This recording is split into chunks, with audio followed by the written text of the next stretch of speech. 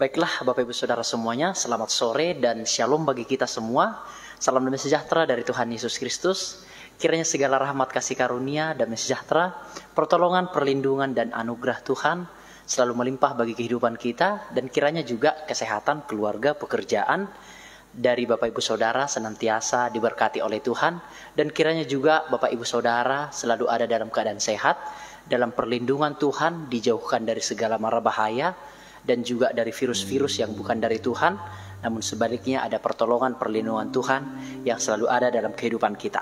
Mari Bapak Ibu Saudara sekalian, sebelum kita memulaikan ibadah PA kita yang biasanya kita selenggarakan setiap minggunya, sebelumnya kita akan naikkan sebuah pujian untuk mengawali ibadah kita. Yesus kau sungguh baik, Yesus namamu indah. Kita akan menyanyikan pujian ini bersama-sama. Terima kasih Tuhan.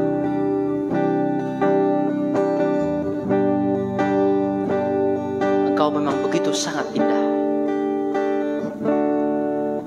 Yesus, kau sungguh baik.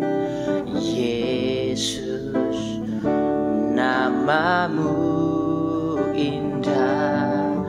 Yesus, ku cinta kau selalu, ku tinggikan, ku agungkan selamanya.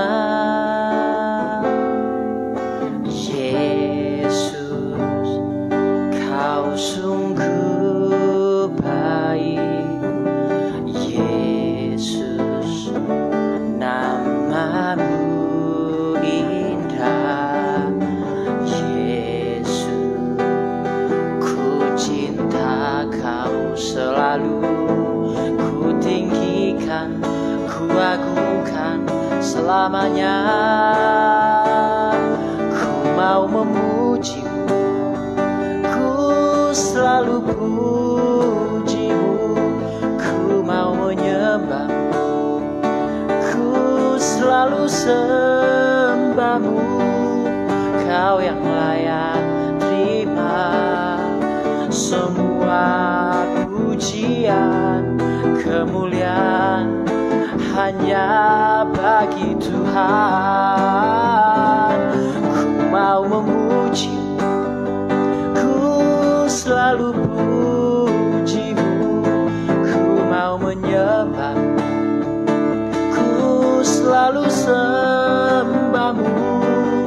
Kau yang layak terima semua pujian, kemuliaan hanya bagi Tuhan.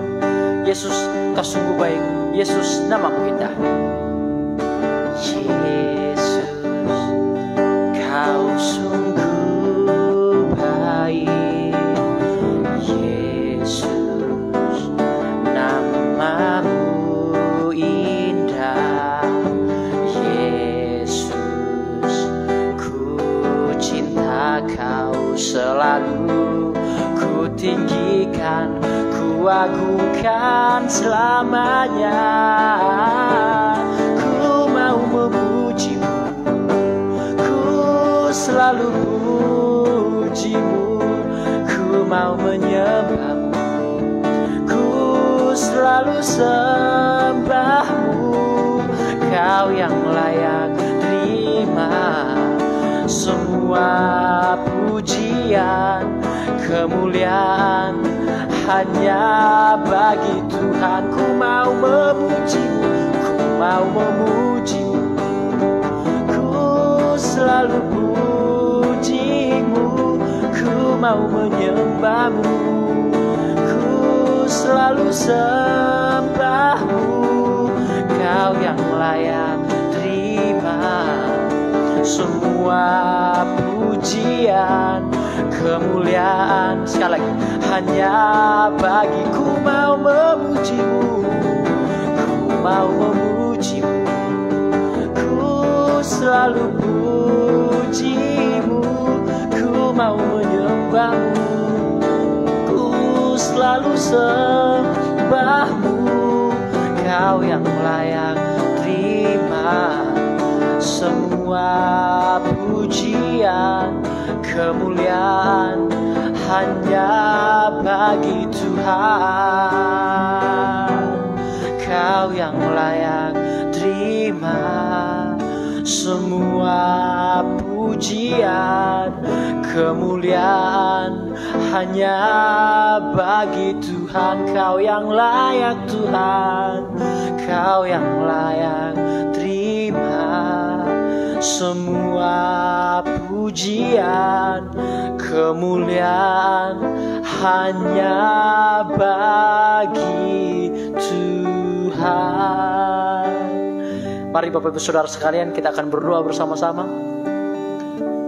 Terima kasih Bapa di surga, bahwa Yesus memang sangat indah dalam kehidupan kami. Kelahiran Yesus merupakan harta yang tak ternilai di dalam kehidupan kami. Kelahiran Yesus juga merupakan anugerah yang paling besar dalam kehidupan kami. Kelahiran Yesus juga sebagai hadiah yang paling besar juga yang pernah ada dalam kehidupan kami. Karena melalui kelahiran Yesus kami semua diselamatkan. Melalui kelahiran Yesus kami semua boleh beroleh pengampunan. Dan melalui kelahiran Yesus kami semua boleh mendapatkan kehidupan yang kekal. Berdoa ya Tuhan bagi sidang jemaat Tuhan dimanapun berada, sidang jemaat GBT Lumajang dan Jatiroto, maupun siapa yang menyaksikan ibadah PA ini. Tuhan menolong kami semua, Tuhan menyertai kami, Tuhan memberikan kami hikmat dan keseriusan untuk mendengarkan ibadah PA ini. Karena melalui ibadah PA yang kami laksanakan setiap minggunya dapat menjadikan kami menjadi orang-orang yang semakin mengasihi Tuhan melalui firman Tuhan yang selalu kami renungkan dan juga kami lakukan bersama-sama, sehingga kehidupan kami merupakan kehidupan orang-orang yang bertanggung jawab hidup di dalam tangan Tuhan. Terima kasih Bapa di surga, biarlah dari awal hingga pada akhirnya renungan kami, ibadah PA kami, semuanya berkenan di hati Tuhan, dan Tuhanlah yang menolong kami semua. Terima kasih Bapa di surga, kami akan memulaikan ibadah kami alaskan doa kami di dalam nama Tuhan Yesus Kristus, penebus dan juru selamat kami yang hidup. Puji Tuhan, amin. Kembali saya sapa Bapak Ibu Saudara sekalian dengan teman-teman pelayanan yang ada di tempat ini. Shalom bagi kita semua, damai sejahtera dari Kristus Yesus kiranya melimpah bagi kehidupan kita. Selamat datang, selamat beribadah, selamat bertemu kembali walaupun di dalam media sosial. Namun kiranya itu tidak menyurutkan semangat dan motivasi Bapak Ibu Saudara untuk selalu menyaksikan ibadah PA yang selalu kita selenggarakan setiap minggunya. Mari Bapak Ibu Saudara sekalian, hari ini kita akan membahas poin yang sangat menarik. Kita akan membahas tema yang sangat penting dan menarik di dalam iman Kristen. Hari ini kita sudah masuk di dalam Matius pasal yang kedua. Dahulu kita sudah masuk di dalam Matius pasal yang pertama, kita sudah selesaikan. Nah di minggu ini atau hari ini kita masuk di dalam Matius pasal yang kedua, ayat yang pertama sampai ayat yang ke-12. Matius pasal yang pertama sudah kita selesaikan, dan kita masuk di dalam pembahasan yang lebih dalam dari Matius pasal yang pertama, yaitu bagaimana tentang nubuatan dari kelahiran Yesus. Sekarang kita masuk Bapak Ibu Saudara kepada rincian dari kelahiran Yesus. Apa-apa saja cerita atau sejarah atau historis dari kelahiran Yesus. Bagaimana sistematis cerita dari kelahiran Yesus, nanti kita akan belajar bersama-sama saudara sekalian. Nah, poin yang menarik yang saya maksudkan di dalam ibadah PA kali ini adalah kita akan melihat siapa sebenarnya orang-orang Majus itu yang datang dari timur itu, yang jauh itu, datang hanya untuk melihat kelahiran Yesus. Siapa sebenarnya mereka? Mengapa kedatangan mereka menjadi kedatangan yang sangat berpengaruh, menjadi kedatangan yang membuat Yerusalem gempar pada saat hari itu atas kedatangan orang-orang Majus itu? Siapakah mereka? Nanti kita akan bahas bersama-sama. Dan juga Bapak Ibu Saudara, dari mana asal mereka? Apakah mereka dari bangsa Israel ataukah dari bangsa yang lain, saudara sekalian? Dan juga ada berapa jumlah mereka? Biasanya jikalau kita lihat di drama-drama yang selalu dipaparkan atau dipertontonkan di dalam ibadah Natal seperti itu, biasanya ada 3 orang Majus yang selalu didramakan seperti itu. Benarkah orang-orang Majus itu hanya ada 3 orang? Ataukah lebih dari 3 orang? Nanti kita akan bahas secara bersama-sama. Dan mengapa mereka datang? Dan kapan mereka datang, saudara sekalian? Nah, ini juga akan kita bahas bersama-sama. Di poin yang pertama nanti kita akan bahas mengenai orang-orang Majus. Di poin yang kedua nanti kita akan bahas tentang Herodes. Dan di poin yang ketiga nanti kita akan bahas bagaimana ahli-ahli Taurat dan imam-imam, bagaimana sifat dan sikap mereka di dalam menyambut kelahiran Yesus. Kita akan melihat pertama-tama nanti sifat dan sikap dari orang-orang Majus. Yang kedua nanti kita akan melihat sifat dan sikap dari Raja Herodes. Yang ketiga nanti kita akan melihat sifat dan sikap dari imam-imam kepala maupun orang-orang Farisi atau ahli-ahli Taurat, saudara sekalian. Mari Bapak Ibu Saudara, kita akan membuka Alkitab kita bersama-sama di dalam Matius pasal yang pertama, pasal yang kedua maksud saya, ayat yang pertama sampai ayat yang ke-12. Demikian firman Tuhan. Sesudah Yesus dilahirkan di Betlehem, di tanah Yudea, pada zaman Raja Herodes, datanglah orang-orang Majus dari timur ke Yerusalem dan bertanya-tanya, di manakah dia, raja orang Yahudi yang baru dilahirkan itu? Kami telah melihat bintangnya di timur dan kami datang untuk menyembah dia. Ketika Herodes mendengar hal itu, terkejutlah ia beserta seluruh Yerusalem. Maka dikumpulkannya semua imam kepala dan ahli Taurat bangsa Yahudi, lalu dimintanya keterangan dari mereka di mana Mesias akan dilahirkan. Mereka berkata kepadanya, di Betlehem di tanah Yudea, karena demikianlah ada tertulis dalam kitab Nabi. Dan engkau Betlehem, tanah Yehuda, engkau sekali-kali bukanlah yang terkecil di antara mereka yang memerintah Yehuda, karena daripadamulah akan bangkit seorang pemimpin yang akan menggembalakan umatku Israel. Lalu dengan diam-diam Herodes memanggil orang-orang Majus itu dan dengan teliti bertanya kepada mereka bila mana bintang itu nampak.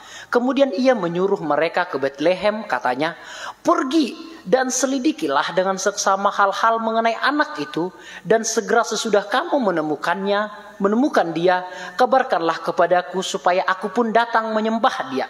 Setelah mendengar kata-kata raja itu, berangkatlah mereka. Dan lihatlah bintang yang mereka lihat di timur itu mendahului mereka hingga tiba dan berhenti di atas tempat di mana anak itu berada. Ketika mereka melihat bintang itu, sangat bersukacitalah mereka. Maka masuklah mereka ke dalam rumah itu dan melihat anak itu bersama Maria, ibunya, lalu sujud menyembah dia. Mereka pun membuka tempat harta bendanya dan mempersembahkan persembahan kepadanya, yaitu emas, kemenyan, dan mur. Dan karena diperingatkan dalam mimpi supaya jangan kembali kepada Herodes, maka pulanglah mereka ke negerinya melalui jalan lain. Bapak Ibu Saudara, mungkin Bapak Ibu telah sering mendengarkan cerita tentang orang-orang Majus. Saya pun cukup sering mengkhotbahkan atau menjelaskan cerita tentang orang-orang Majus. Namun ketika saya menyelidiki kembali dengan seksama Bapak Ibu Saudara, ada ternyata pelajaran-pelajaran yang lebih dalam dari pelajaran-pelajaran dahulu yang pernah saya dapatkan, saudara sekalian. Karena begitulah firman Tuhan. Firman Tuhan itu hidup. Semakin hari digali, semakin ada pembukaan, semakin ada hal-hal baru yang saya dapatkan secara pribadi. Demikian juga mungkin dengan Bapak Ibu Saudara, mungkin sudah sering mendengarkan cerita tentang orang-orang Majus.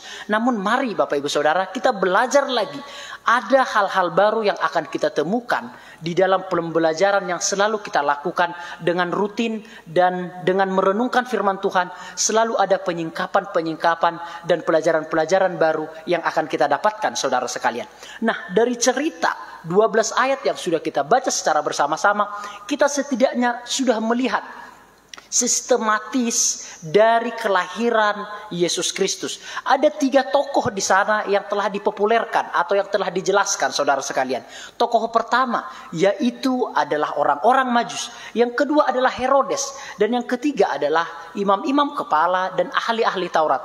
Nah, dari sifat-sifat dan sikap mereka inilah kita nanti akan melihat bagaimana cara mereka menyambut kelahiran Yesus Kristus. Mari Bapak Ibu Saudara sekalian, kita akan masuk dalam poin yang pertama.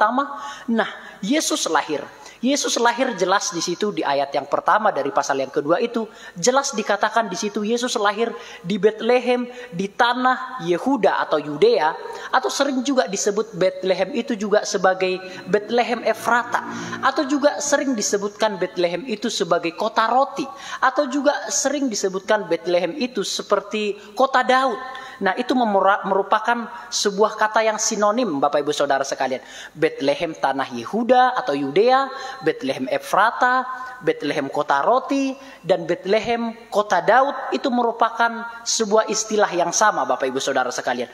Nah, jadi jikalau kita melihat ada tulisan kelahiran Yesus di Bethlehem, di tanah Yudea atau Yehuda, berarti itu sudah dinubuatkan lebih dahulu di dalam kitab Mika pasal yang kelima, ayat yang pertama sampai ayat yang kedua. Di situ jelas dikatakan, hai engkau Bethlehem tanah Yehuda, daripadamulah engkau bukanlah yang terkecil dari segala yang ada di sini, maka daripadamulah akan lahir seorang yang akan menggembalakan umatku Israel. Itulah nubuatan mesianik, yaitu nubuatan tentang seorang pembebas yang akan membebaskan bangsa Israel. Sehingga saudara sekalian, kelahiran Yesus ini telah digenapi di dalam Perjanjian Baru yang tertulis di dalam Lukas pasal yang kedua ayat yang pertama ini saudara sekalian. Ini membuktikan saudara bahwa kelahiran Yesus adalah sungguh-sungguh nyata dan tidak dibantah lagi.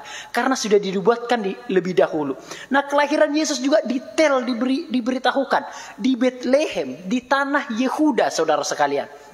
Nah, ada banyak di bangsa Israel itu kan ada banyak tempat nih, seperti Yerusalem, seperti juga Galilea, seperti juga Sungai Yordan, ada bangsa-bangsa sekitarnya saudara sekalian. Namun seperti yang sudah dinubuatkan itu jelas digenapi juga. Jelas tempatnya jelas, yaitu di Bethlehem, di tanah Yudea. Bapak Ibu jangan tanya di jalan apa, saya nggak tahu Bapak Ibu Saudara sekalian. Jalan apa, gang berapa, saya tidak tahu. Tentu itu tidak ada tertulis di dalam Alkitab. Dan tentunya pada saat hari itu tidak ada istilah-istilah jalan yang seperti itu Bapak Ibu Saudara sekalian. Namun yang jelas, Yesus lahir di Bethlehem, di tanah Yudea. Nah, Yesus lahir jelas pada zaman Herodes. Jelas dikatakan di situ pada ayat yang kedua itu jelas dikatakan bahwa Yesus lahir pada pemerintahan Herodes Bapak Ibu Saudara sekalian. Biar saya bacakan kepada kita supaya untuk memperjelas ayat yang pertama dari pasal yang kedua itu. Sesudah Yesus dilahirkan di Bethlehem, di tanah Yudea, pada zaman Raja Herodes, datanglah orang-orang Majus dari timur ke Yerusalem. Jadi kelahiran Yesus dapat kita telaah bahwa dia lahir di zaman Herodes. Nah, berdasarkan seorang ahli sejarah yaitu Yosefus saudara sekalian, seorang sejarah Roma, Raja Herodes meninggal sekitar tahun 4 sebelum Masehi. Dan Yesus lahir ketika Raja Herodes masih hidup, jelas. Untuk tahun pastinya memang masih ada perdebatan. Tetapi dari Injil Lukas pasal yang kedua, ayat yang kedua, sensus Herodes tersebut terjadi pada abad 6 sebelum Masehi.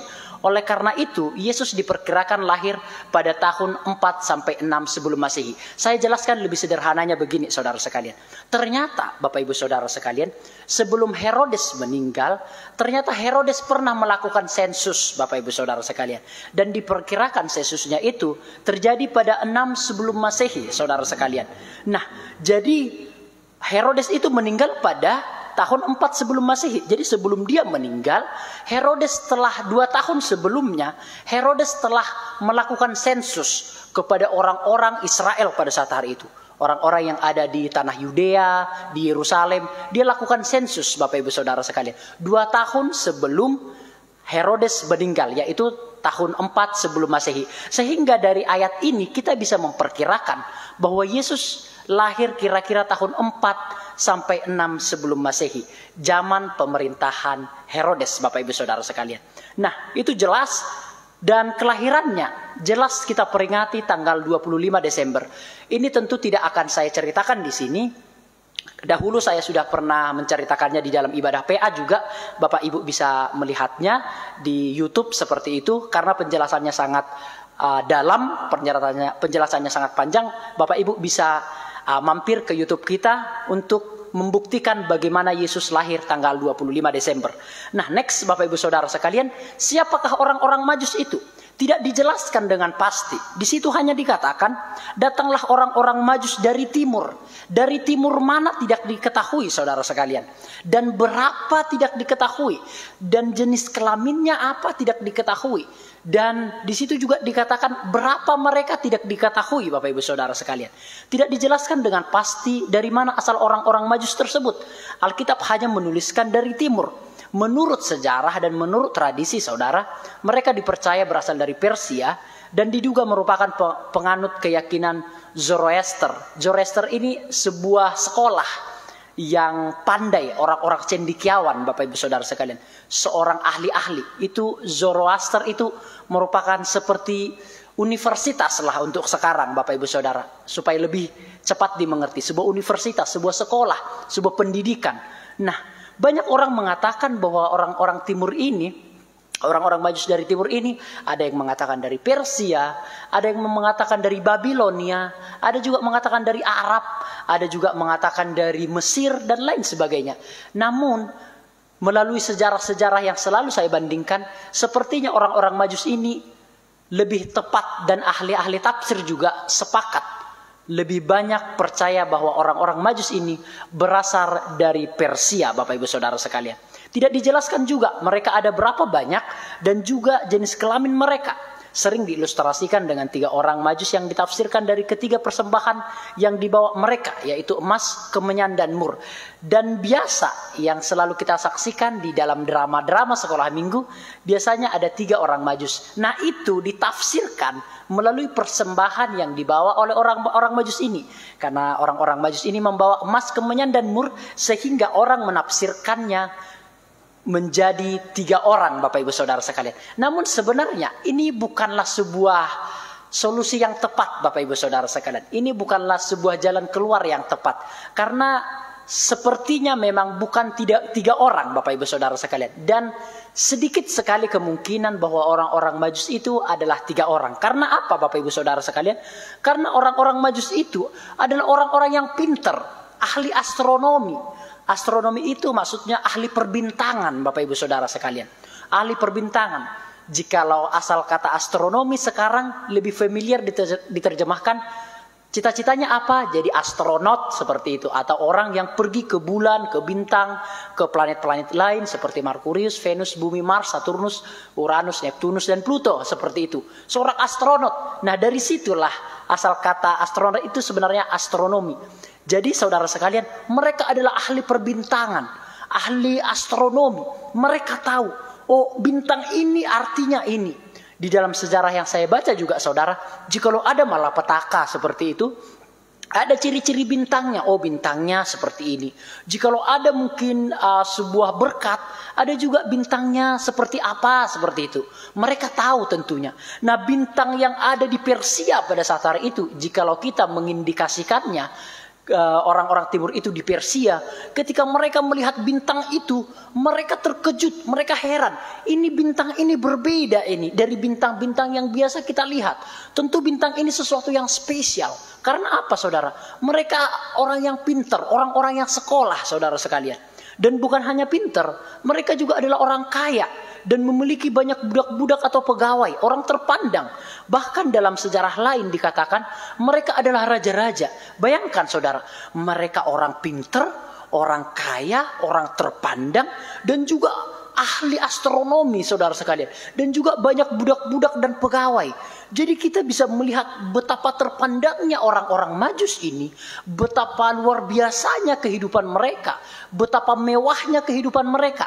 Namun mereka tetap mau datang ke Bethlehem, ke tanah Yudea Bapak Ibu Saudara sekalian. Nah dari hal inilah yang saya maksudkan, kemungkinan kecil sekali orang-orang Majus itu adalah 3 orang saudara sekalian. Kecil sekali kemungkinan. Karena jikalau mereka raja-raja terpandang, mereka orang kaya, dan mereka biasanya membawa pegawai-pegawainya untuk menjaga harta bendanya mereka. Dan menurut sejarah yang saya baca terkemudian kembali, mereka biasanya kurang lebih 3.000 orang saudara sekalian. Dan itu membawa kuda, membawa onta, membawa kotak yang sangat besar Bapak Ibu Saudara sekalian, mengiringi di belakang, dan juga ada alat-alat musik. Hal ini sinkron sekali ketika kita membaca runtutan dari cerita tentang kelahiran Yesus. Bagaimana ketika orang Majus itu sampai ke Yerusalem, maka gempar Yerusalem itu. Jikalau 3 orang tidak mungkin gempar, sedikit sekali kemungkinan untuk gempar Yerusalem pada saat itu. Sampai raja pun terkejut, Raja Herodes. Sampai terkejut dianya. Jikalau 3 orang tidak mungkin gempar. Namun karena itu mungkin 3.000 orang, saudara sekalian. Kurang lebih bagi hemat saya demikian. Tentu itu membuat gempar dengan ada kereta-keretanya. Dengan ada kuda-kudanya, dengan ada onta-ontanya. Seperti itu Bapak Ibu Saudara. Sehingga membuat Yerusalem itu gempar. Sampai Raja Herodes pun terkejut Bapak Ibu Saudara sekalian. Karena dia merasa ini sesuatu yang sangat besar dan mereka akan menyambut seorang Mesias yang akan lahir Bapak Ibu Saudara sekalian. Jadi kita bisa telaah hari ini tidak mungkin mereka adalah 3 orang Bapak Ibu Saudara sekalian. Paling tidak mereka paling sedikit menurut saya, hemat saya atau tafsiran saya yang normal adalah 3.000 orang Bapak Ibu Saudara. Paling tidak 3.000 orang saudara sekalian. Tidak seperti yang sering digambarkan bahwa orang Majus itu mengunjungi bayi Yesus di kandang tempat Yesus dilahirkan bersama-sama dengan para gembala. Mereka mengunjungi Yesus tidak bersamaan dengan para gembala, melainkan setelah Yesus berumur lebih dari 40 hari. Nah biasanya kita lihat di drama-drama itu kan ya. Biasanya kita melihat setelah para gembala itu datang, tiba-tiba orang-orang Majus itu juga datang bersamaan dengan para gembala. Tentunya tidak seperti itu Bapak Ibu Saudara sekalian. Itu tidak tepat atau kurang tepat saudara. Karena apa? Saya akan membuktikan. Perjalanan dari Persia, jikalau kita mengindikasikannya adalah orang Persia, atau katakanlah itu orang Arab, yang jelas mereka bukan bagian dari orang Israel. Jadi jikalau kita mengindikasikan mereka dari orang Persia, perjalanannya itu saudara sekalian, itu memakan waktu sampai 5-6 bulan. Dan bahkan ada seorang ahli tafsir berkata, perjalanannya itu hampir memakan waktu 2 tahun saudara sekalian. Jadi orang-orang Majus itu datang bukan di tempat Yesus dilahirkan di kandang domba, enggak. Biasanya Bapak Ibu kan sering salah kaprah, atau banyak orang-orang salah kaprah. Tidak saudara sekalian. Orang-orang Majus itu bukan datang ke tempat Yesus dilahirkan, yaitu di kandang domba. Saya akan membuktikannya Bapak Ibu Saudara sekalian di dalam ayat yang ke-11 dari Matius pasal yang kedua. Saya akan membuktikannya saudara. Maka masuklah mereka ke dalam rumah itu dan melihat anak itu bersama Maria. Jadi ke dalam rumah itu, bukan ke dalam kandang itu. Nah di sini dikatakan dan melihat anak itu. Anak di sini Bapak Ibu Saudara, kalau dalam terjemahan bahasa aslinya Bapak Ibu Saudara sekalian, tidak menyebutkan bahwa anak itu baru lahir. Jikalau dalam terjemahan aslinya ada perbedaan Bapak Ibu Saudara. Di sini anak yang dipakai di sini itu usia 1-2 tahun Bapak Ibu Saudara sekalian. Usia 1 tahun ke atas, kata anak di sini dipakai seperti itu Bapak Ibu Saudara. Jadi tentu ini bukan dari lahir baru orang-orang Majus itu datang. Itu poin yang pertama Bapak Ibu Saudara sekalian. Yang kedua karena perjalanannya itu. Perjalanannya sangat jauh Bapak Ibu Saudara sekalian.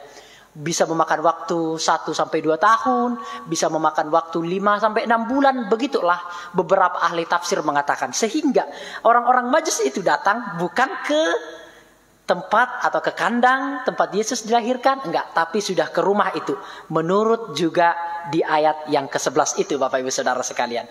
Yes, jadi kurang lebih pasti sudah berumur 40 hari ke atas. Dan bahkan saya menganggap Yesus kira-kira berumur 1-1,5 tahun Bapak Ibu Saudara sekalian. Saya meyakini hal itu. Karena juga dalam terjemahan aslinya demikian. Nah saudara sekalian selanjutnya, jikalau mengindikasikan orang Majus tersebut berasal dari Persia, maka mengingat jarak Persia ke Yudea bermil-mil dibutuhkan waktu beberapa bulan untuk tiba di Yerusalem. Nah saudara sekalian, kita bisa melihat ketika Yesus lahir, itu kan setelah itu pada hari ke-8 Yesus harus disunat pada hari yang ke-8. Dan setelah 40 hari setelah itu baru diserahkan ke tempat ibadah. Karena Yesus adalah anak sulung, harus diserahkan ke rumah ibadah. Jadi kecil kemungkinan saudara sekalian, sudah disunat Yesusnya, sudah diserahkan ke tempat ibadah, nggak mungkin Maria dan Yusuf membawa lagi ke kandang. Tidak mungkin saudara sekalian, pasti dibawa ke rumahnya. Makanya kecil sekali kebiasaan orang tua Yesus, Yusuf dan Maria membawa kembali Yesus ke kandang domba tempat dia dilahirkan. Melainkan mereka telah tinggal di tempat lain pada waktu orang Majus itu datang. Jadi jelas Bapak Ibu Saudara ya. Itulah gunanya ibadah PA Bapak Ibu Saudara sekalian. Jadi kita bisa mentelaah memilih, oh ternyata benarnya yang seperti ini ternyata yang kita lihat selama ini sedikit kurang pas seperti itu. Oke, next. Jadi mereka melihat bintang yang menandai lahir Yesus di tanah air mereka, yaitu Persia, sebagai sesuatu yang spektakuler. Saya tidak bisa membayangkan mereka. Tentu mereka dengan imajinasi mereka, dengan hikmatnya mereka, dengan pelajaran-pelajaran mereka. Bintang yang seperti ini, tandanya ini, tentu mereka lebih tahu, Bapak Ibu Saudara sekalian. Nah, dan saya melihat, karena mereka ini raja-raja, orang-orang pintar, orang-orang kaya, namun mereka tetap mau datang, saudara sekalian. Itu menunjukkan bahwa kelahiran Yesus atau bahwa bintang yang ada di negeri mereka ini sangat spektakuler. Sehingga raja-raja itu juga harus datang, Bapak Ibu Saudara sekalian. Jikalau tidak spektakuler di negeri mereka, tentu akan dikirimkan saja anak-anak buahnya mereka. Namun karena spektakuler, karena ini sesuatu yang tidak pernah mungkin terjadi, maka raja-raja itu, 3 raja bahkan dikatakan, itu datang meninggalkan bangsanya. Tentu ini sesuatu yang sangat penting, berarti bintang itu sesuatu yang begitu sangat spektakuler. Tentu kita bisa membayangkan bintang itu bentuknya besar dan sangat berbeda, Bapak Ibu Saudara sekalian. Namun walaupun Tuhan menuntun jalan mereka sampai ke Yerusalem melalui bintang itu, karena memang Tuhan yang menempatkan bintang itu di negeri orang lain atau di negeri tetangga seperti itu, mereka ternyata tersesat juga sampai di istana Herodes. Bandingkan Matius pasal yang kedua, ayat yang pertama sampai ayat yang ketiga. Jelas saudara sekalian, walaupun ternyata orang-orang Majus ini adalah orang-orang yang tulus, orang-orang yang baik, orang-orang yang kaya, orang-orang yang pintar, orang-orang yang tidak memiliki motivasi lain untuk datang kepada Yesus, hanya untuk menyambut, menyembah, dan memberikan persembahan kepada Yesus, ternyata juga mereka tersesat. Mereka juga ternyata membayangkan Mesias itu, lahirnya itu, atau tempatnya itu di istana. Sehingga mereka sampai ke istana Herodes, Bapak Ibu Saudara sekalian. Ternyata juga mereka salah kaprah. Walaupun mereka dituntun oleh bintang itu, namun mereka juga ternyata dalam kemanusiaan mereka, mereka juga mungkin menganggap bahwa Yesus sang Mesias, sang pembebas itu, raja itu, akan lahir di sebuah istana yang sangat mewah, Bapak Ibu Saudara sekalian. Mereka juga ternyata tersesat di istana Herodes atau di tempat kediaman Herodes, Bapak Ibu Saudara sekalian. Sehingga ketika Herodes melihat orang-orang Majus itu menanyakan tentang raja yang akan datang itu, maka Herodes menjadi takut, Bapak Ibu Saudara sekalian, dengan mengatakan kepada orang-orang Majus itu juga, kamu selidiki ya, oh kamu udah datang ya, kamu selidiki ya, siapa anak itu ya, nanti kalau kamu sudah dapat anak itu siapa dan di mana tempatnya, tempat tinggalnya, beritahu aku ya, supaya aku pun sujud menyembah kepadanya. Namun ternyata Herodes ini manipulatif, saudara sekalian. Herodes ini berbohong. Herodes ini tidak betul-betul sungguh-sungguh untuk menyembah Yesus, saudara sekalian. Dia hanya takut tersaingi. Jikalau dia menemukan anak itu, pasti dia akan bunuh, Bapak Ibu Saudara.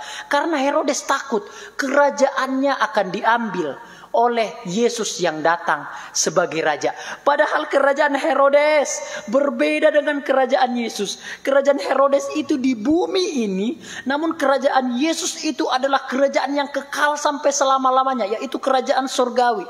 Herodes itu hanya bisa mengatur kebangsaan-kebangsaan, mengatur sistem-sistem negara. Namun kerajaan Yesus, Bapak Ibu Saudara sekalian, itu mengatur kehidupan rohani kita, mengatur perilaku kita, mengatur seluruh tatanan-tatanan kehidupan kita. Jikalau kerajaan Herodes, saudara sekalian, hanya bisa membebaskan mereka mungkin dari pajak, dari tuntutan-tuntutan kelaparan dan lain sebagainya, kerajaan Yesus berbeda jauh sekali dari kerajaan Herodes. Kerajaan Yesus membebaskan kita dari dosa, Bapak Ibu Saudara sekalian. Namun Herodes salah di dalam memahami Mesias kerajaan Yesus Kristus, Bapak Ibu Saudara sekalian. Makanya dia akhirnya mencari anak itu, dan ketika Herodes tidak menemukan anak itu, akhirnya Herodes menyuruh membunuh anak-anak yang berusia 2 tahun ke bawah, Bapak Ibu Saudara sekalian. Itulah respon Herodes ketika menyambut kelahiran Yesus. Nah, pelajaran apa yang bisa kita ambil, saudara, dari orang-orang Majus ini? Yang pertama adalah orang Majus adalah orang yang pintar dan kaya, namun mereka datang menyembah Yesus. Nah, saudara sekalian, saya ingin bertanya kepada kita, saudara, seberapa pintarkah kita? Seberapa kayakah kita? Seberapa populerkah kita? Seberapa tinggikah jabatan kita? Seberapa tinggikah suku kita? Seberapa hebatkah kita selama ini di dunia ini? Seberapa terpandangkah kita? Apakah kita enggan menyembah Yesus, Bapak Ibu Saudara sekalian? Apakah karena seluruh atribut-atribut yang ada di belakang kita ini, di pundak kita ini, dengan segala potensi-potensi kita yang ada, apakah itu akan membuat kita enggan atau malu di dalam menyembah Yesus? Bapak Ibu Saudara, dari orang-orang Majus ini kita belajar, saudara-saudara sekalian, bahwa atribut itu, semuanya aksesoris yang ada dalam tubuh kita ini, beserta dengan potensi-potensi yang ada, saudara, itu ternyata tidak sebanding dengan kemuliaan, dengan kerajaan, dengan kekuatan dan kekuasaan Yesus Kristus, Bapak Ibu Saudara sekalian. Orang-orang Majus ini raja-raja, orang kaya, orang pintar, orang terpandang, banyak sekali budak-budak dan hartanya. Namun mereka meyakini bahwa walaupun mereka raja, ada raja yang di atas mereka, Bapak Ibu Saudara sekalian. Inilah raja yang sesungguhnya. Dia seorang pemimpin, namun dia meyakini ada pemimpin di atasnya dia, Bapak Ibu Saudara sekalian. Namun celakalah bagi beberapa para pemimpin yang enggak menganggap ada pemimpin di atasnya. Mungkin berbahayalah bagi para orang-orang, para pemimpin-pemimpin negara. Berbahayalah mereka jikalau mereka menganggap tidak ada Tuhan selain diri mereka sendiri, Bapak Ibu Saudara. Dari sini kita bisa belajar, walaupun terpandang orang-orang Majus tetap menganggap Yesus lebih tinggi kerajaannya daripada kerajaan mereka. Bapak Ibu Saudara, apapun aksesoris kita di belakang kita, jangan sampai kita enggan atau malu atau sungkan untuk menyembah Yesus. Bapak Ibu Saudara sekalian, kebanyakan karena kita juga minoritas di tanah kita ini, kebanyakan ada beberapa orang yang malu mengakui dirinya sebagai orang Kristen, malu mengakui pengikut Yesus, malu untuk berkata I am a Christian. Namun Bapak Ibu Saudara, orang-orang Majus walaupun kaya terpandang, mereka tidak malu dan tidak sungkan mengakui Yesus sebagai Raja yang membebaskan mereka. Amin Bapak Ibu Saudara sekalian, itu pelajaran pertama yang bisa kita ambil. Yang kedua, pelajaran yang bisa diambil adalah tidak takut mengakui Yesus sebagai Tuhan. Nah Bapak Ibu Saudara sekalian, banyak sekali saya melihat hari-hari ini, banyak sekali seperti yang saya katakan enggan atau takut mengakui Yesus sebagai Tuhan dan Juru Selamatnya. Karena apa? Saya beberapa kali pernah bertemu dengan seorang orang tua, Bapak Ibu Saudara. Ini kisah nyata. Sebenarnya KTP-nya atau sebenarnya agamanya adalah agama Kristen. Namun dia akhirnya mengubah KTP-nya menjadi KTP seberang kita. Bapak Ibu tentu tahu. Terus saya tanya kepada Bapak ini, Pak, kenapa Pak Bapak mengubah KTP-nya menjadi agama yang lain padahal kepercayaan Bapak itu adalah Kristen? Loh, kalau nggak begitu aku nggak dapat pekerjaan. Kalau nggak begitu aku dikecilkan. Kalau begitu nanti aku dipersulit dan lain sebagainya. Ini kisah nyata Bapak Ibu Saudara sekalian. Nah, apakah kita ada yang seperti itu Bapak Ibu Saudara? Kita malu, enggan dan takut malah. Takut dihujat, takut dikecilkan, takut diolok-olok. Bapak Ibu Saudara, dari orang-orang Majus ini kita belajar tidak perlu takut mengakui iman kita, bahwa kita beriman kepada Tuhan Yesus sebagai Tuhan dan Juru Selamat kita. Karena iman kita yang akan menyelamatkan kita, Bapak Ibu Saudara sekalian. Poin yang ketiga yang bisa kita bahas atau pelajari dari orang-orang Majus ini, tidak ada motivasi lain selain menyembah Yesus Kristus. Bapak Ibu Saudara sekalian, mereka datang dari jauh, dari tempat yang jauh. Motivasi mereka hanya satu, Bapak Ibu Saudara sekalian. Mereka tidak memiliki motivasi pulang akan membawa harta benda yang lain, enggak. Mereka tidak memiliki motivasi bahwa pulang nanti mereka akan membawa 100 kali lipat, 200 kali lipat dari emas, kemenyan dan mur yang mereka bawa. Tidak ada tercatat demikian. Mereka betul-betul tulus datang. Motivasinya satu, hanya untuk menyembah Yesus Kristus. Nah Bapak Ibu Saudara, banyak juga saya temukan motivasi-motivasi lain yang datang kepada iman Kristen. Motivasi untuk mendapatkan mukjizat, motivasi untuk kaya, motivasi untuk diberkati, motivasi untuk mendapatkan lain-lain. Bapak Ibu Saudara, dari pelajaran ini hal itu tidak pernah diteladankan oleh orang-orang Majus. Jauh sekali motivasinya itu dari orang-orang Majus. Bapak Ibu Saudara, marilah hari ini motivasi kita melayani Tuhan, beribadah kepada Tuhan. Motivasi kita hanya untuk menyembah, menyenangkan, memuliakan, melakukan yang terbaik kepada Tuhan. Amin Bapak Ibu Saudara sekalian.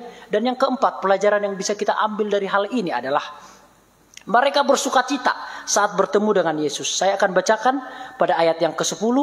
Ketika mereka melihat bintang itu, sangat bersukacitalah mereka. Maka masuklah mereka ke dalam rumah itu dan melihat anak itu bersama Maria ibunya, lalu sujud menyembah dia. Mereka pun membuka tempat harta benda dan mempersembahkan persembahan kepadanya, yaitu emas, kemenyan, dan mur. Ketika mereka melihat bintang itu berhenti di rumah Maria dan Yusuf, mereka bersukacita ketika bertemu dengan Yesus. Walaupun pada awalnya mereka sudah datang ke istana Herodes, ke kerajaan Herodes, namun ketika mereka sampai ke rumah, yaitu Yusuf, Maria, mungkin rumahnya kecil, mungkin rumahnya sederhana, karena Yusuf adalah seorang tukang kayu, Bapak Ibu Saudara sekalian. Mungkin rumahnya sederhana. Mereka tidak kecewa, tidak dikatakan ada kekecewaan di dalam diri mereka ketika melihat Mesias itu lahir atau tinggal di rumah seorang tukang kayu, Bapak Ibu Saudara sekalian. Walaupun mereka raja, tidak dicatat mereka memiliki kekecewaan atau mungkin mereka ragu, tidak ada saudara sekalian. Atau mungkin dicatat, loh benarkah ini Mesias yang dinubuatkan itu, yang bintangnya kita ikutin dari negara kita ini?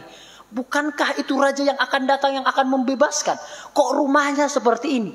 Tidak dicatat ada keluhan-keluhan. Tidak dicatat ada kekecewaan atau keraguan-keraguan. Namun sebaliknya, ketika bintang itu berhenti di rumah Yusuf dan Maria, mereka dikatakan di situ bersukacitalah mereka. Meluap-luap sukacita mereka, Bapak Ibu Saudara sekalian. Nah, Bapak Ibu, melalui kelahiran Yesus juga sebenarnya, walaupun kelahiran Yesus 2000 lebih tahun sudah Yesus lahir, jikalau mengindikasikan kelahiran Yesus kira-kira 4-6 sebelum Masehi, berarti kira-kira Yesus lahir kira-kira 2025 tahun yang lalu, Bapak Ibu Saudara sekalian. Kira-kira demikian. Namun walaupun Yesus sudah lahir 2025 tahun yang lalu, harusnya kita tetap bersukacita karena melalui kelahirannya kita diselamatkan, melalui kelahirannya kita beroleh pengampunan, dan melalui kelahirannya kita atau dosa-dosa kita diampuni oleh Tuhan. Nah, Bapak Ibu Saudara, ini merupakan reaksi orang saat bertemu dengan Yesus. Pengalaman pribadi tentang keselamatan jiwa, kelahiran baru, seharusnya membuat orang Kristen bersukacita di dalam menjalani hari-hari kehidupannya. Jadi kita juga harus bersukacita atas kelahiran Yesus dan atas hidup baru yang Tuhan Yesus telah berikan kepada kita melalui iman. Iman itu diberikan Tuhan Yesus kepada kita dan kita diselamatkan. Hidup baru, lahir baru. Harusnya juga kita bersukacita ketika kita memperingati atau ketika kita beriman kepada Yesus Kristus. Bapak Ibu Saudara, banyak orang-orang yang bersukacita, yang datang beribadah, yang datang percaya Yesus, hanya melihat aksesoris gereja yang sangat besar. Mereka bersukacita dengan datangnya artis-artis. Mereka bersukacita dengan sound system yang bagus. Itu baik sekali. Mereka bersukacita dengan sumbangan-sumbangan sembako, dengan perpuluhan-perpuluhan, dengan apa saja aksesoris gereja, dengan bintang tamu, dengan ini dan itu. Itu merupakan sukacita yang semu, Bapak Ibu Saudara sekalian.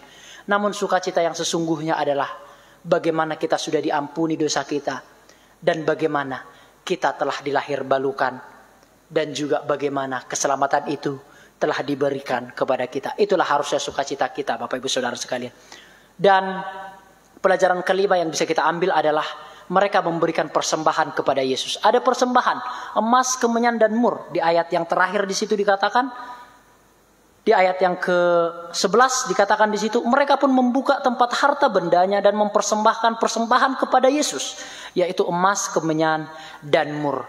Nah, Bapak Ibu Saudara, ketiga bidang ini atau ketiga persembahan ini, saudara sekalian, merupakan persembahan-persembahan terbaik, merupakan persembahan-persembahan yang paling mahal, merupakan persembahan-persembahan yang paling berharga, yaitu emas, kemenyan, dan mur. Tentu saya tidak akan menceritakan apa arti-arti rohaninya Bapak Ibu Saudara sekalian. Namun dari tafsiran yang sederhana, itu merupakan persembahan-persembahan yang paling berharga, paling indah, paling baik, dan paling mahal Bapak Ibu Saudara sekalian. Dan itu dipersembahkan hanya kepada Yesus Bapak Ibu Saudara. Nah, apa pelajaran bisa kita ambil? Persembahan yang terbaik di dalam hidup kita Bapak Ibu Saudara. Apa? Sebenarnya persembahan terbaik dalam hidup kita adalah diri kita sendiri Bapak Ibu Saudara. Itulah persembahan terbaik dalam diri kita. Makanya saya selalu mengatakan kepada Bapak Ibu Saudara, jangan lupa beribadah, jangan lupa setia beribadah. Karena ketika kita beribadah, kita sebenarnya sedang mempersembahkan tubuh ini sebagai persembahan yang hidup, yang kudus, dan yang berkenan kepada Tuhan. Mari kita persembahkan yang terbaik kepada Tuhan. Seluruh potensi-potensi yang ada di dalam diri kita, apapun itu, kita persembahkan kepada Tuhan. Marilah apa yang kita kerjakan, semuanya kita landasi dengan iman kepada Tuhan. Karena Alkitab berkata, lakukanlah segala sesuatu seperti engkau melakukannya kepada Tuhan. Alkitab juga berkata kepada kita, jikalau engkau tidak melakukannya dengan iman, maka engkau berdosa. Marilah Bapak Ibu Saudara sekalian, yang terbaik dari pekerjaan kita lakukan untuk Tuhan. Dan hidup kita juga, yang terbaik dari hidup kita berikan juga kepada Tuhan Bapak Ibu Saudara sekalian. Persembahan orang Majus, emas melambangkan bayi Yesus calon Raja Akbar, kemenyan melambangkan bayi Yesus calon Imam Akbar, dan mur melambangkan bayi Yesus yang kelak akan mati untuk menebus dosa manusia. Inilah arti-arti rohani atau penjelasan dari emas, kemenyan, dan mur. Nah, sekarang kita akan masuk dalam poin yang kedua. Kita sudah mempelajari tentang orang-orang Majus, seluruh detail-detailnya sudah kita pelajari. Siapa mereka, apa pekerjaan mereka, apa yang mereka persembahkan, berapa orang mereka, sudah kita pelajari. Dan apa arti-arti dari persembahan mereka, sudah kita pelajari semuanya.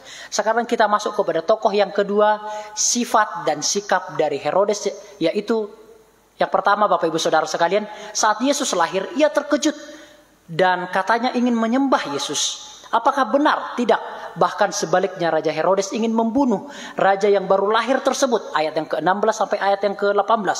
Saya akan bacakan bagi kita semua. Di situ dikatakan ayat yang ke-16 sampai ayat yang ke-18. Ketika Herodes tahu bahwa ia telah diperdaya oleh orang-orang Majus itu, ia sangat marah.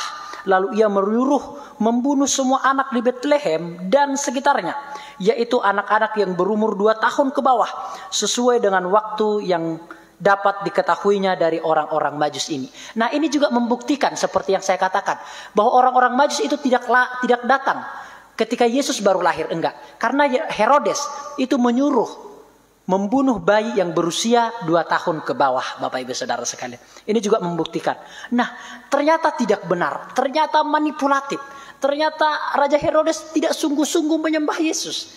Dia menyambut kelahiran Yesus dengan kemarahan, dengan persaingan, dengan persekusi Bapak Ibu Saudara sekalian, dengan kekecewaan, dengan kejengkelan, dengan sebuah kekhawatiran Bapak Ibu Saudara sekalian. Dia akhirnya membunuh anak-anak yang berusia 2 tahun ke bawah. Namun akhirnya saudara sekalian, Yesus pergi ke Mesir. Persembahan-persembahan yang diberikan oleh orang-orang Majus itu, emas, kemenyan, dan mur, itu menjadi perbekalan bagi Yesus yang menyingkir ke Mesir ketika Raja Herodes membunuh bayi yang berusia 2 tahun ke bawah. Itulah providensi atau pekerjaan Allah Bapak Ibu Saudara sekalian. Luar biasa. Nah, Raja Herodes Bapak Ibu Saudara sekalian, dia terkejut dan takut. Nah, Bapak Ibu Saudara, ada beberapa orang yang menyambut Natal itu, menyambut kelahiran Yesus bukan dengan sukacita. Ada malah menyambutnya juga dengan kemarahan seperti Herodes.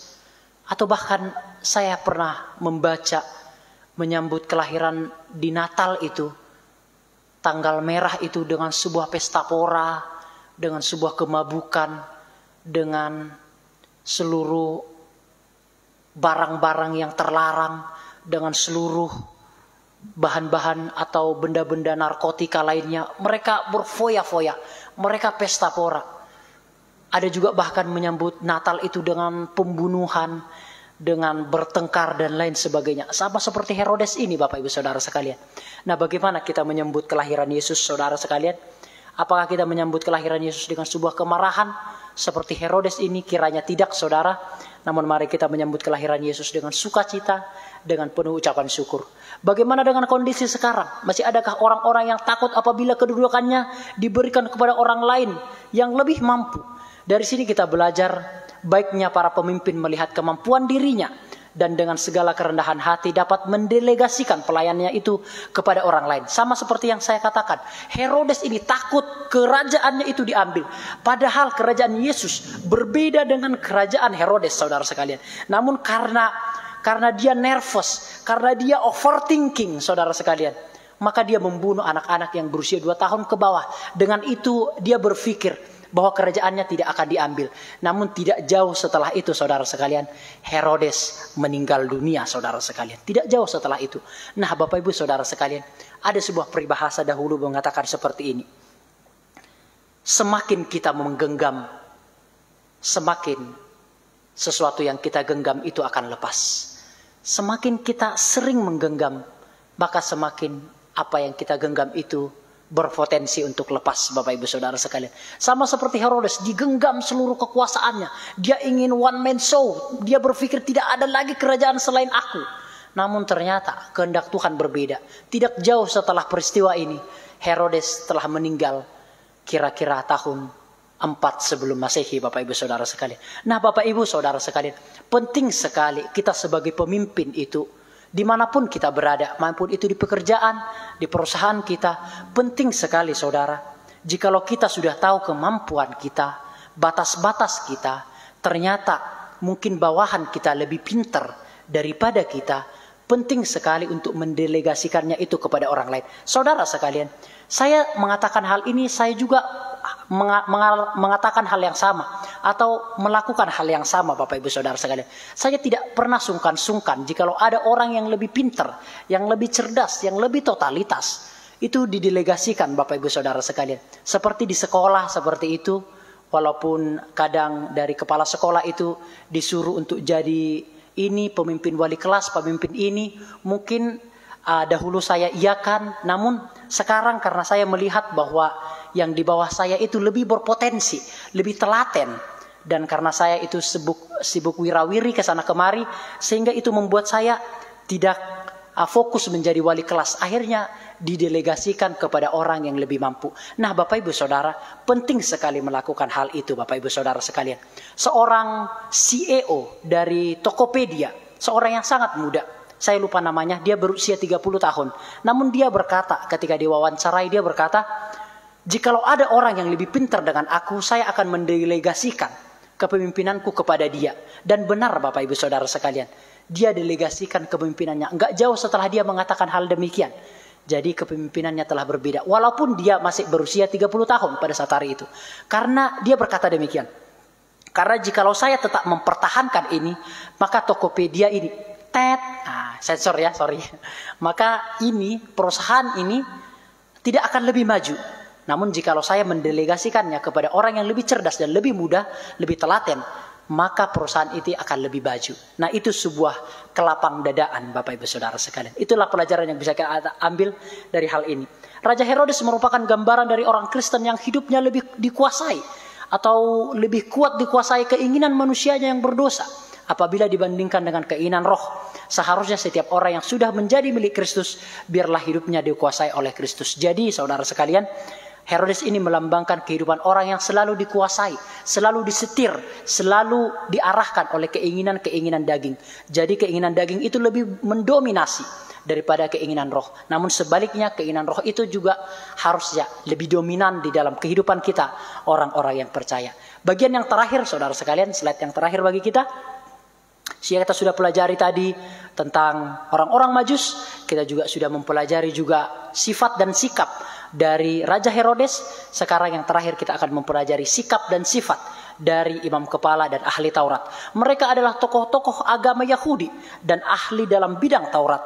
Mereka sudah mengetahui bagian-bagian mana yang menubuatkan dan penggenapannya tentang Mesias. Seharusnya mereka datang dan menyembah Yesus. Tetapi kenyataannya mereka bersikap masa bodoh dan tidak peduli dengan kelahiran juru selamat itu. Kita sudah melihat, saudara sekalian, bahwa sebelum orang-orang Majus itu datang ke Yerusalem, ternyata Yesus sudah lahir. Mungkin sudah lahir 1 tahun kurang lebih.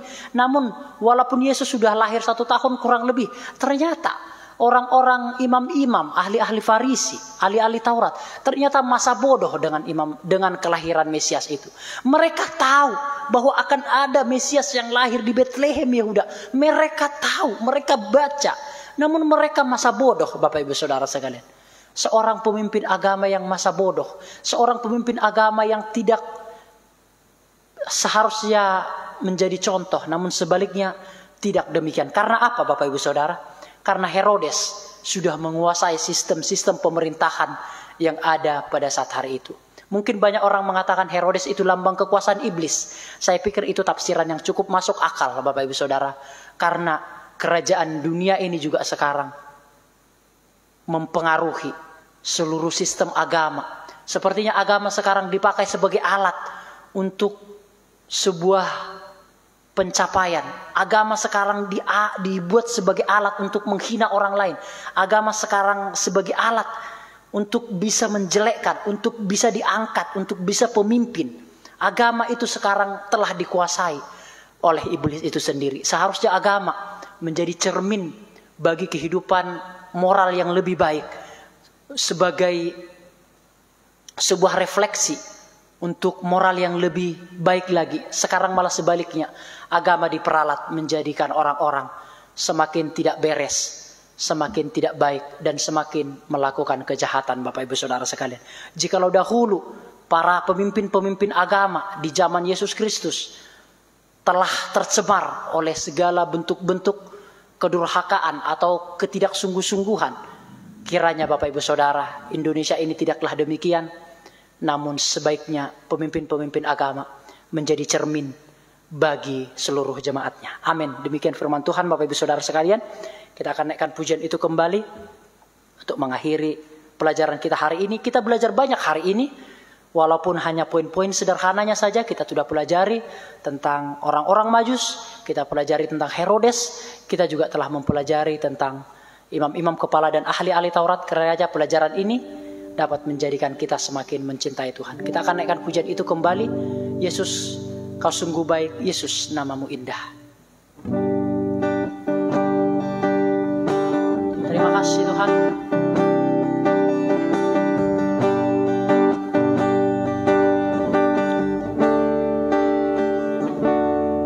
Yesus, Kau sungguh baik. Yesus, namamu indah. Yesus, ku cinta Kau selalu. Ku tinggikan, ku agungkan selamanya. Yesus, Kau sungguh baik. Namamu indah. Yesus, ku cinta Kau selalu. Ku tinggikan, ku agungkan selamanya. Ku mau memuji-Mu, ku selalu puji-Mu. Ku mau menyembah, selalu sembah-Mu. Kau yang layak terima semua pujian, kemuliaan hanya Ku mau memuji-Mu, ku mau memuji-Mu, ku selalu puji-Mu. Ku mau menyembah-Mu, selalu sembah-Mu. Kau yang layak terima semua pujian, kemuliaan hanya bagimu. Kau yang layak Tuhan, Kau yang layak terima semua pujian, kemuliaan hanya bagi Tuhan. Bapa kami di surga, hari ini kami belajar hal, baik itu tentang orang-orang Majus. Kami belajar banyak hal bahwa mereka menyembah Yesus dengan segala kerendahan hati, mempersembahkan yang terbaik kepada Tuhan. Mereka tidak malu menyembah Tuhan, namun sebaliknya dengan segala ketekunan, dengan segala yang terbaik dalam diri mereka dipersembahkan kepada Tuhan. Begitulah harusnya kami menyambut kelahiran Yesus Kristus, bukan dengan kemarahan, bukan dengan masa bodoh, bukan dengan pesta pora, bukan dengan sebuah hal-hal yang tidak baik seperti narkoba, seperti drugs, dan seperti bahan-bahan terlarang lainnya. Namun sebaliknya kamu menyambut Yesus dengan segala ucapan syukur, dengan segala ucapan terima kasih, dengan segala penyembahan yang terbaik dalam kehidupan kami. Terima kasih Bapa di surga, Tuhan memberkati sidang jemaat-Mu dimanapun berada. Dalam kesehatan, keluarga, pekerjaannya Tuhan memberkati. Jikalau ada sidang jemaat Tuhan yang ada dalam pergumulan masalah, Tuhan memberikan jalan keluar dan kekuatan kepada mereka. Jikalau ada sidang jemaat Tuhan yang mungkin ada di dalam kebahagiaan karena ulang tahun, Tuhan memberkati mereka, memberikan kesehatan, kekuatan kepada mereka. Terima kasih Bapa di surga. Ini doa kami di dalam nama Yesus, penebus dan juru selamat kami yang hidup, puji Tuhan. Amin. Shalom bagi kita. Jangan lupa minum air hangat, jaga kesehatan. Tuhan Yesus memberkati. Shalom.